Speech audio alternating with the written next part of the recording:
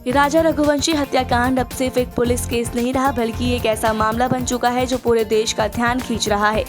एक नई शादी, हनीमून ट्रिप और फिर अचानक गायब हो जाना।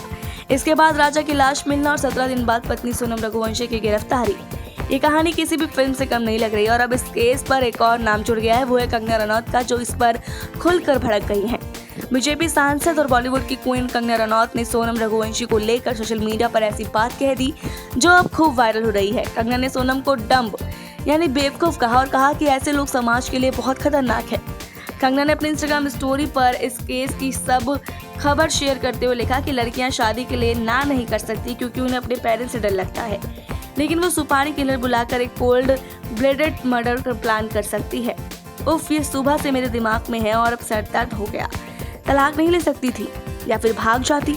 इतना क्रूर और जघन्य काम सिर्फ बेवकूफ लोग ही कर सकते हैं। ऐसे लोगों को हल्के में नहीं लेना चाहिए। बेवकूफ लोग सबसे बड़ा खतरा है क्योंकि उन्हें खुद भी नहीं पता होता कि वो कर क्या रहे हैं।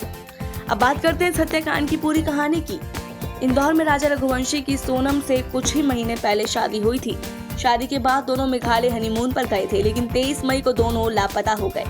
कुछ दिन बाद राजा की लाश मिली, लेकिन सोनम गायब रही। पुलिस ने जब तफ्तीश बढ़ाई तो सच सामने आया कि सोनम ने अपने प्रेमी के साथ मिलकर पति की हत्या की साजिश रची और इसके लिए सुपारी तक दी गई थी।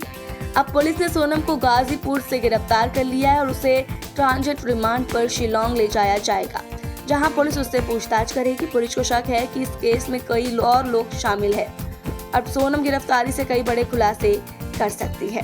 कंगना की टिप्पणी से भी ये साफ है कि ये केस अब सिर्फ एक आपराधिक मामला नहीं बल्कि एक सोशल और साइकोलॉजिकल बहस का मुद्दा बन चुका है, जहां प्यार, शादी, धोखा और क्राइम सब एक साथ गटमट हो गए हैं।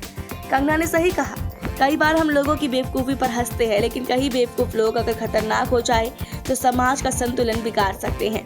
सोनम रघुवंशी का केस भी शायद यही दिखाता है, क्योंकि उसके पास कई ऑप्शन थे लेकिन उसने अपने पति को मारना जायज़ समझा, जो कि दिखाता है कि वो कितनी ज़्यादा डम्ब और बेवकूफ़ थी। अब देखना ये होगा कि पुलिस की पूछताछ में और क्या क्या सामने आता है, लेकिन इतना तय है कि हत्याकांड और कंगना के बयान ने पूरे देश को सोचने पर मजबूर कर दिया है। क्या वाकई बेवकूफ़ी भी खतरनाक होती है? आपको क्या लगता है? कमेंट बॉक्स में ज़रूर बताएं। ऐसी और वीडियोस के लिए देखते रहिए सौगंध टीवी।